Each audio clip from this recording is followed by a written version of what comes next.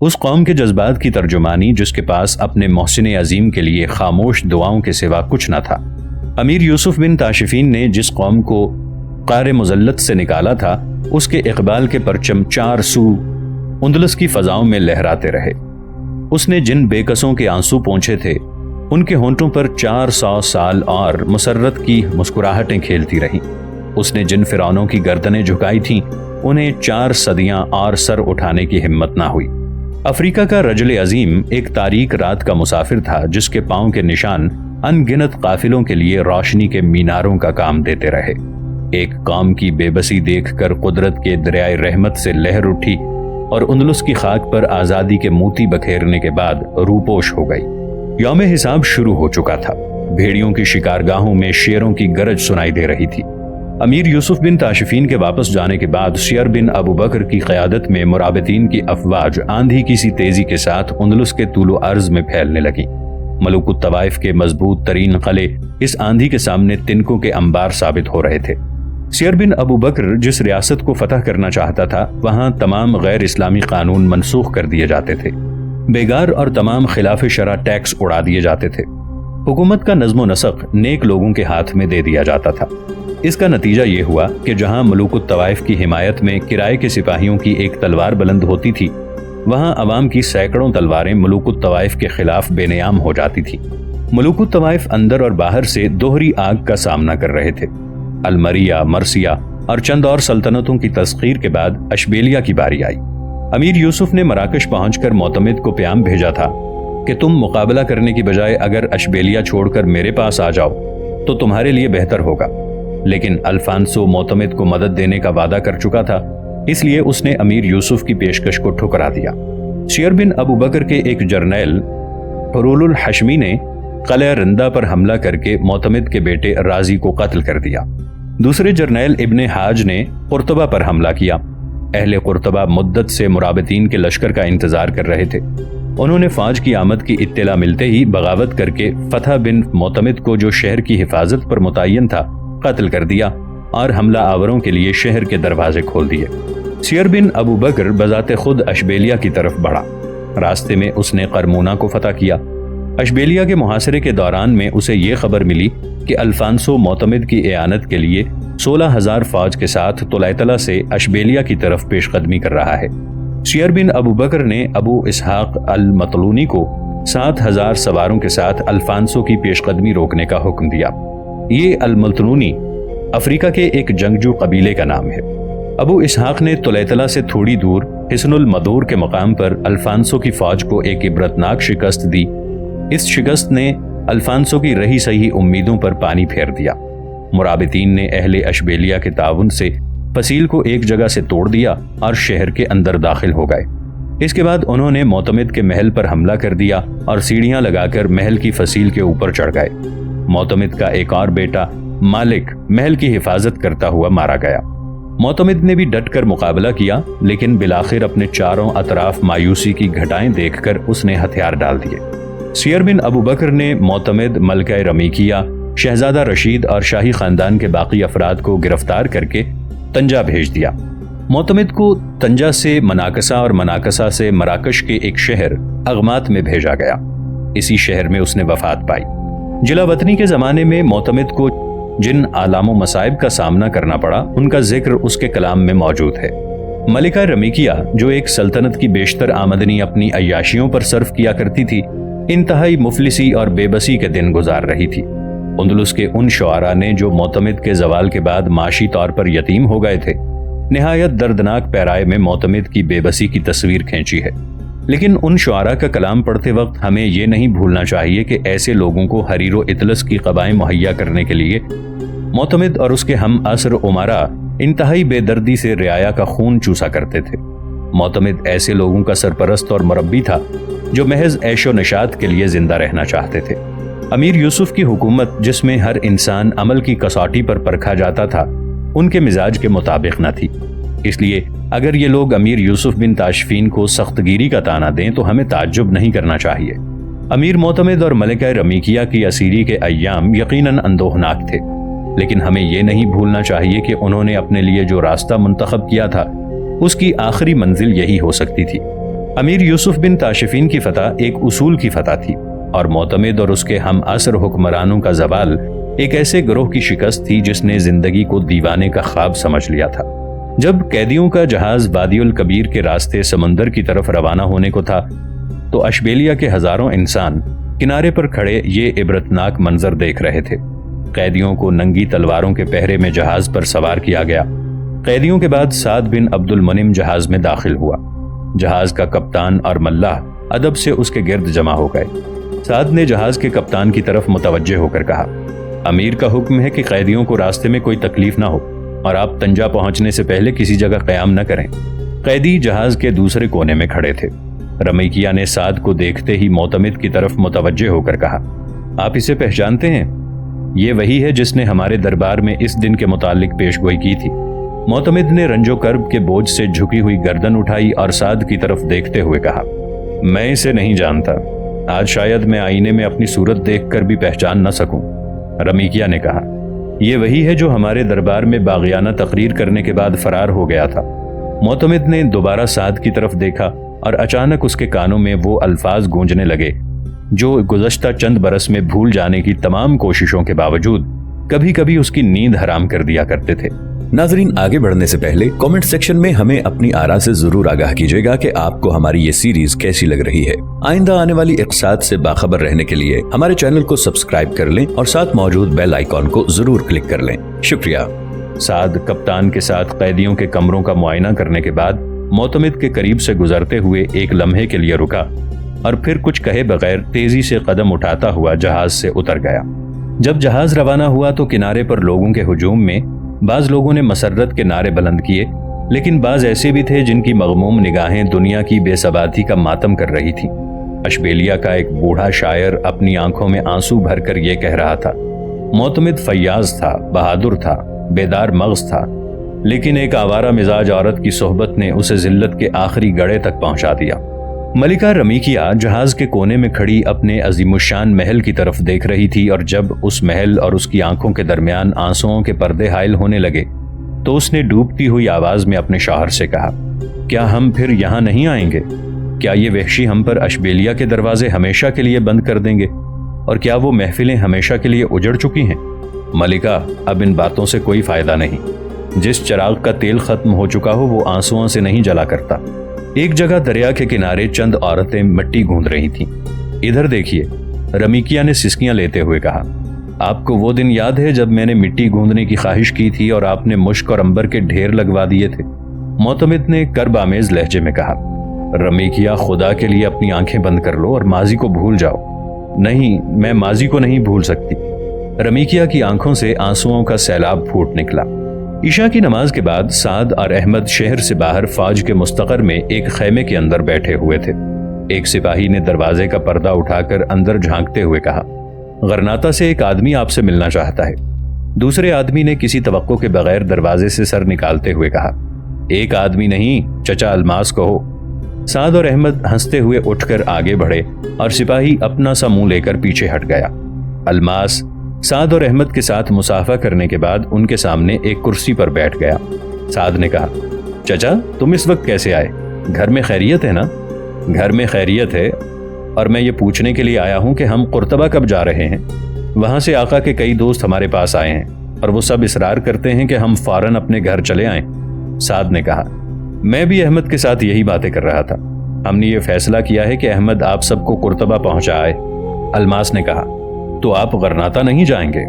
آپ کی والدہ کی خواہش تھی کہ ہم وہاں سے ایک ساتھ قرطبہ جاتے۔ سعد نے کہا، میرا بھی یہی ارادہ تھا، لیکن آج مجھے ایک اور مہم سونپ دی گئی ہے۔ میں انشاءاللہ 1 ماہ تک قرطبہ پہنچ جاؤں گا، اور اس کے بعد جب تک بطلیموس، بلنسیا اور سرقستہ پر چڑھائی نہیں ہوتی میں وہیں رہوں گا۔ اب آپ کل کا دن یہاں آرام کریں اور پرسوں احمد کے ساتھ روانہ ہو جائیں۔ آپ کہاں جا رہے ہیں؟ میں مرثیہ جا رہا ہوں۔ وہاں شمالی سرحد پر بلنسیا سے نصرانی فوج کے چند دستے لوٹ مار کر رہے ہیں اور مجھے ان کی روک تھام کے لیے دفاعی چوکیاں قائم کرنے کا حکم ہے۔ آپ کب جا رہے ہیں؟ الصبح۔ تو میں اور احمد بھی الصبح روانہ ہو جائیں گے۔ مجھے آرام کی ضرورت نہیں۔ اگلی صبح سعد نے 1000 سواروں کے ہمراہ مرثیہ اور احمد نے الماس کے ساتھ غرناطہ کا رخ کیا۔ 1 ماہ کے بعد سعد بن عبد المنم نے مرثیہ کی ایک سرحدی چوکی سے سیر بن ابو بکر کو لکھا کہ ہم نے بلنسیا کے نصرانی لٹیروں کو ایک عبرتناک شکست دینے کے بعد سرحد پر دفاعی چوکیاں قائم کر دی ہیں۔ مقامی رضاکار ہمارے ساتھ تعاون کر رہے ہیں۔ اب بظاہر چند ماہ کے لیے دشمن کی طرف سے کسی اقدام کی توقع نہیں، لیکن ہمیں اس علاقے کو اس وقت تک نہیں محفوظ سمجھنا چاہیے جب تک کہ بلنسیا سے قمبیتور کے اقتدار کا خاتمہ نہیں ہوتا۔ حسن اللیث اور حسن المدور کی شکستوں کے بعد دشمنان اسلام کے گروہ بلنسیا میں قمبیتور کے گرد جمع ہو رہے ہیں۔ ابن ہود کی ملت فروشی کے باعث سرقستہ بھی شمال کے عیسائیوں کا مستقر بن چکا ہے۔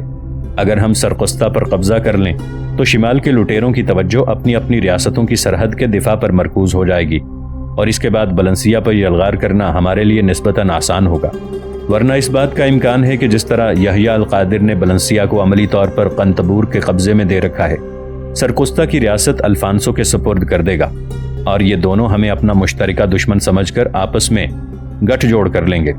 چند دن کے بعد سعد کا ایلچی سیر بن ابو بکر کی طرف سے یہ جواب لے کر واپس آیا کہ امیر المؤمنین آپ کو ایک نئی ذمہ داری کے لیے منتخب کیا گیا ہے۔ میں ان کے حکم کی تعمیل میں 10 دن کے اندر اندر پہنچ رہا ہوں اور آپ کی جگہ ابن حاج کو بھیج رہا ہوں۔ آپ سرحد پر اپنی ذمہ داریاں ابن حاج کو سونپ کر قرطبہ پہنچ جائیں۔ سعد کو اس خط سے یہ معلوم نہ ہو سکا کہ اسے جس نئی ذمہ داری کے لیے منتخب کیا گیا ہے وہ کیا ہے۔ تیسرے دن ابن حاج پہنچ گیا اور سعد نے قرطبہ کا رخ کیا۔ ایک مجاہد برسوں بعد اس وطن کی طرف لوٹ رہا تھا جس کی عزت اور آزادی کے لیے اس نے بچپن کی مسرتیں اور جوانی کی راحتیں قربان کی تھیں۔ قرطبہ سعد بن عبد المنعم کے لیے ایک ایسا باغ تھا جسے اس نے اپنے خون، پسینے اور آنسوؤں سے آبیار کیا تھا۔ اپنی راہ کے ہر ذرے میں وہ ایک نئی دل فریبی اور رانائی دیکھ رہا تھا۔ زندگی کے چہرے سے بدنمائی کے تمام داغ دھل چکے تھے اور اس کے دل کی آواز کہہ رہی تھی، یہ زمین میری ہے، یہ سرسبز باغ، یہ لہلہاتی کھیتیاں، یہ پہاڑ اور یہ ندیاں میرے ہیں۔ آج میں اس دنیا میں ایک اجنبی نہیں۔ قرطبہ سے چند میل دور اس نے ایک چھوٹی سی بستی میں گھوڑا روک کر ایک کسان سے پانی مانگا اور کسان پانی کی بجائے دودھ کا کٹورا بھر کر لے آیا۔ میں نے پانی مانگا تھا، سعد نے کہا۔ کسان نے مسکرا کر جواب دیا، اب اس ملک پر اللہ کے بندوں کی حکومت ہے، اب پانی مانگنے والوں کو دودھ ملا کرے گا۔ آپ کا گھوڑا تھکا ہوا معلوم ہوتا ہے، آپ یہاں آرام کریں۔ سعد نے جواب دیا، نہیں، میری منزل بہت قریب ہے۔ دوپہر کے وقت وہ شہر میں داخل ہوا۔ قرطبہ میں ایک نئی زندگی کروٹیں لے رہی تھی۔ برسوں کے استبداد کی چکی میں پسنے والے انسانوں کے چہروں پر ایک نیا خون دوڑ رہا تھا۔ ان کی گفتار اور کردار اور چال میں جرت اور بے باکی آ چکی تھی۔ شہیدان ملت کے خون کے چھینٹے قرطبہ کے باغ کو ایک نئی بہار عطا کر چکے تھے۔ آج ہر شخص کی پیشانی پر یہ تحریر نقش تھی کہ قرطبہ میرا ہے۔ اپنے مکان کے دروازے پر وہ گھوڑے سے اتر پڑا۔ ایک نوکر نے اس کے گھوڑے کی باگ پکڑ لی۔ وہ چند ثانیے دروازے میں کھڑا باغ کے درختوں کی طرف دیکھتا رہا۔ اسے ماضی کے وہ دن یاد آ رہے تھے جب وہ اپنے باپ کی انگلی پکڑ کر اس باغ میں گھوما کرتا تھا، پھر جب وہ اپنے بھائیوں اور محلے کے بچوں کے ساتھ ان درختوں کے نیچے کھیلا کرتا تھا۔ سینہ شعور سے لے کر ہجرت کے زمانے تک کئی واقعات اس کی آنکھوں میں پھر گئے۔ اسے اپنی وہ دعائیں یاد آ رہی تھیں جو اس نے اسی گھر کو آخری بار خیرباد کہتے ہوئے مانگی تھی۔ احمد اور الماس کو اندر سے اپنی طرف آتا دیکھ کر وہ آہستہ آہستہ آگے بڑھا۔ الماس کے ساتھ چند رسمی باتیں کرنے کے بعد وہ احمد کے ساتھ رہائشی مکان میں داخل ہوا۔ صحن میں سکینہ، میمونہ اور طاہرہ کھڑی تھیں۔ سعد کی آنکھوں میں چھلکتے ہوئے آنسو بے اختیار بہہ نکلے۔ قرطبہ میں امیر یوسف بن تاشفین کے نائب الحکومت کی آمد کی خبر مشہور ہو چکی تھی۔ شہر کا ناظم ایک دن پہلے یہ اعلان کر چکا تھا کہ سیر بن ابو بکر جمعے کی نماز کے وقت قرطبہ پہنچ جائیں گے اور جامع مسجد قرطبہ میں خطبہ دیں گے۔ سعد اور احمد جمعے کی نماز کے لیے مسجد میں جانے کی تیاری کر رہے تھے کہ الماس دروازے پر آ کر چلانے لگا، سعد، احمد، جلدی باہر آئیے۔ سعد اور احمد بھاگ کر باہر نکلے تو الماس نے ہانپتے ہوئے کہا، وہ یہاں آ گئے ہیں، آپ کو بلا رہے ہیں، جلدی چلیے۔ کون آ گئے ہیں؟ آپ اتنے بدحواس کیوں ہیں؟ سعد نے اطمینان سے کہا۔ الماس نے جواب دیا، سیر بن ابو بکر اور قاضی ابو جعفر، میں انہیں دیوان خانے میں چھوڑ آیا ہوں، وہ سیدھے ہمارے مکان پر آئے ہیں، ہمارے دروازے پر لوگوں کا ہجوم جمع ہو رہا ہے۔ سعد اور احمد دیوان خانے میں داخل ہوئے۔ سیر بن ابو بکر، قاضی ابو جعفر اور شہر کا ناظم برآمدے میں کھڑے تھے۔ دونوں بھائیوں نے معزز مہمانوں کے ساتھ گرمجوشی سے مصافحہ کیا۔ سیر بن ابو بکر نے کہا، سعد، امیر المؤمنین نے لکھا تھا کہ جب تم قرطبہ پہنچو تو سب سے پہلے سعد کے گھر جاؤ۔ لیکن میں تمہیں یقین دلاتا ہوں کہ وہ اگر مجھے یہ حکم نہ بھی دیتے تو بھی میں سب سے پہلے یہیں آتا۔ مجھے راستے میں دیر لگ گئی، ورنہ میں الصبح تمہارے پاس پہنچ جاتا۔ اب نماز کا وقت ہو رہا ہے اور میں امیر کے دوسرے حکم کی تعمیل کرنا چاہتا ہوں۔ امیر المؤمنین کی خواہش ہے کہ تم قرطبہ کے گورنر کا عہدہ سنبھال لو۔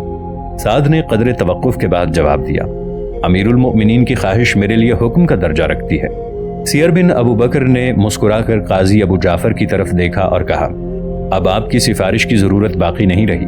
میں آج اہل قرطبہ کو یہ پیغام دے سکوں گا کہ فتح کا بہترین انعام ان کے حصے میں آیا ہے۔